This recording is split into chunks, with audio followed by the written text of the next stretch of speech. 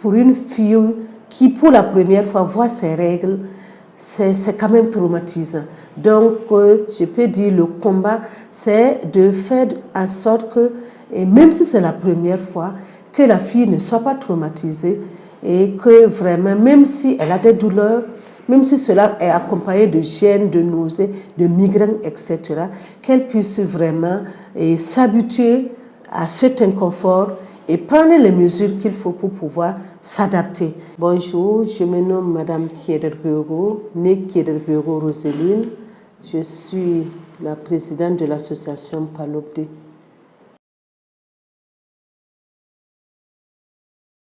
Les tabous sur les règles viennent généralement au niveau de la culture, comme on dit communément nos coutumes, parce que nous avons plusieurs ethnies au niveau de Burkina Faso. Et au niveau de ces groupes ethniques, il y a aussi des règles qui sont préétablies. Et notamment au niveau des règles, il y a ces tabous où on a des interdits, où on a certaines croyances ou des mythes qui entourent surtout les règles. Parce que c'est un phénomène qu'on ne comprend pas. C'est à la limite, je peux dire, entre guillemets, mystique. Donc on l'entoure vraiment d'interdits pour dire à la femme, voilà ce que tu peux faire pendant les règles, voilà ce que tu ne peux pas faire, etc.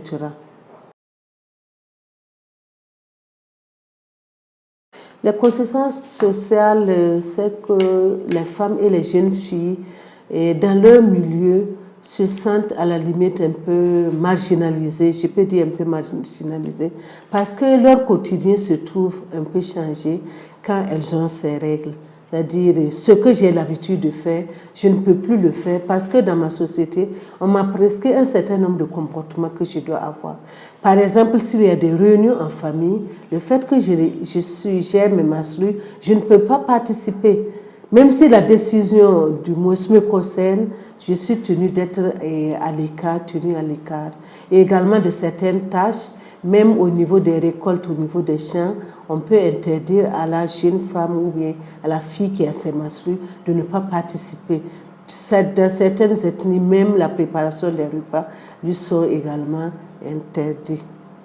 interdites du moins. Si on veut voir au niveau culturel, c'est dans le vécu même des personnes qui ont observé un certain nombre de phénomènes et automatiquement on va transposer.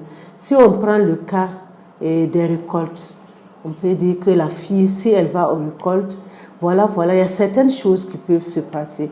Et comme on n'a pas l'explication scientifique, on dit non, automatiquement, c'est parce que la fille a ses règles, que telle chose ne se passe pas de manière normale. Mais par exemple, au niveau de l'oignon, et si on étale de l'oignon, et une femme, ou bien la jeune fille qui a son cycle, si elle rentre dans cette maisonnette, soyez sûr que ça va commencer à pourrir. Parce que c'est un phénomène du naturel et ce que la fille elle-même dégage en termes, nous on parle d'émanation, ça veut dire que tout son environnement est impacté. Mais jusqu'à présent, même la science n'est pas arrivée à expliquer cela. Et pour changer ces mentalités, c'est d'abord l'information, parce que tout le monde n'a pas l'information sur ce qui se passe à l'intérieur du corps d'une femme, et donner vraiment l'information au niveau physiologique, comment ça se passe, comment se fait la transformation, également comment arrivent les règles. Et deuxième chose, sensibiliser pour que les gens n'aient plus honte. Et parce qu'on prend cela comme un phénomène, c'est vrai, c'est inné au niveau de la femme. Et quand elle est en période, généralement, elle est considérée comme impure, comme sale, comme souillée. Et leur faire comprendre que c'est un phénomène naturel. Donc, on peut dire qu'on est content en tant que femme, parce que sans ce processus, on ne peut pas concevoir. Et chaque homme ou femme, c'est grâce aux règles que nous sommes venus au monde. Donc, je peux dire qu'il faut cette sensibilisation pour restituer le contexte, également faire comprendre qu'on doit l'accepter tel et être épanoui pendant cette période et ne pas en prendre comme un phénomène vraiment qu'il faut fuir et à la limite vraiment avoir un déni sur sa personnalité. Non. Pendant cette période aussi, ce qu'on donne comme information, il peut arriver certains signes qui sont gênants. Par exemple, les douleurs. Même si on a les douleurs, il est vraiment intéressant de partir surtout vers les formations sanitaires pour pouvoir comprendre. Parce qu'une douleur peut être bénigne, mais il y a certaines douleurs où on ne supporte pas. Et là, au niveau des sages-femmes ou bien des gynécologues, ils vont nous trouver une solution. Donc, il y a tout ce processus qu'il faut informer, sensibiliser pour qu'on puisse vraiment se l'approprier et en faire vraiment, et du moins, un phénomène, entre guillemets, naturel que toute femme subit à la fin de chaque mois quand elle n'est pas ménopausée. Qu'il faut savoir d'abord comment son corps fonctionne, et de deux, avoir tout ce qu'il faut comme matériel pour pouvoir vraiment les gérer. Quand on parle de matériel, généralement, c'est ce qu'on a comme serviettes, comme torchons, etc. Mais c'est surtout que ce matériel soit vraiment hygiénique. Et de l'avis de certaines femmes, ce qu'on a comme serviettes hygiéniques, jetables, qui sont vendues au niveau des commerces, ça donne beaucoup d'inconfort, je peux dire d'inconfort, parce que certaines femmes, elles les utilisent et ont des démangeaisons, ou bien certaines se retrouvent avec certaines, je ne peux pas dire des pathologies, ce n'est pas avéré, mais scientifiquement, on n'a pas fait des études poussées, mais ce qui est sûr, et ce qu'on dit que ce sont des cotons, en réalité, ce n'est pas du coton. C'est seulement du carton qu'on a blanchi. Et là, ça ne peut pas vraiment être adapté à tout le monde. Et nous, au niveau de Palobdé, l'association Palobdé, nous prenons tout ce qui est lavable.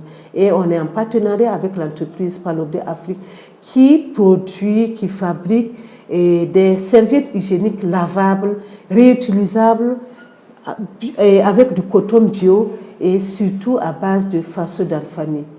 Et en utilisant ce matériel, beaucoup de femmes ont vraiment témoigné qu'elles se sentent très bien. Et vraiment, c'est comme on dit, on est reparti aux sources. Pourquoi repartir aux sources? C'est ce que nos grands-mères, nos arrière-grands-mères et nos mamans utilisaient. Pourquoi pas nous? C'est vrai qu'avec la modernité, on tente d'avoir un certain changement de comportement, mais il ne faut pas changer parce que c'est la mode.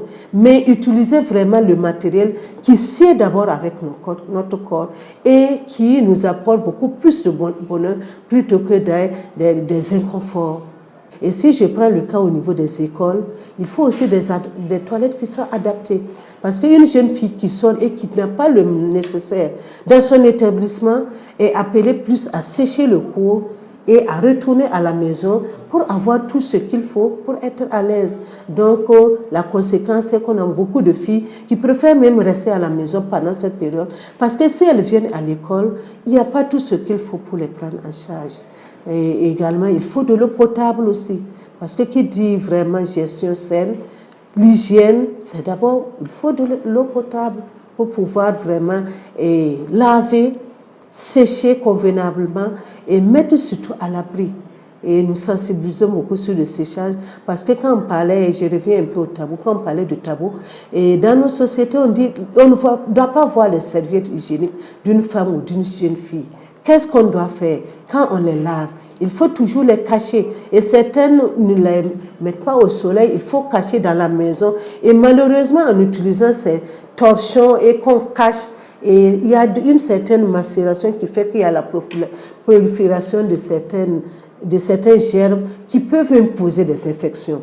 Et nous, avec Palobdé, nous prenons et nous sensibilisons pour que les femmes n'aient plus honte de sécher ce matériel, surtout au soleil. Et nous les sensibilisons à cela pour qu'après cela soit bien séché, bien gardé. Et si elles le gardent, ce matériel qu'elles ont dans la durée, elles en ont au moins pour 2 années. Et je me dis qu'en faisant vraiment le point, elles gagnent en économie.